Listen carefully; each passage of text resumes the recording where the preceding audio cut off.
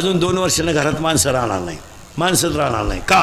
प्रत्येकाला एकच मुलगा आणि एक मुलगी. मुलगी नवरीच्या घरी, मुलगा बाहेर, घरात माणसं कुठे?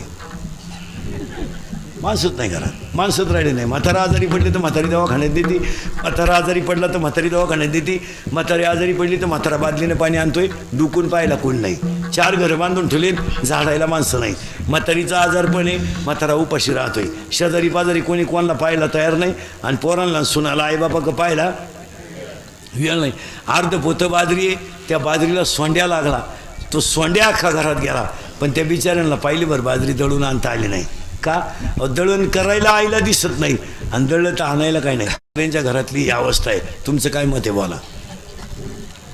कोणी डुकून पाहिलंच तयार नाही मला, कोणाला वेळही नाही, आणि कोणी डुकून कोणा पाहिलंच. शेजारचे पाहिलं, भाऊबंद तर मरेलच आहे, भाऊबंदाचा काय विषय नाही. भाऊबंद राहिले नाही, वाडा उलातला. म्हणजे जवळजवळ माणसांची रक्ताची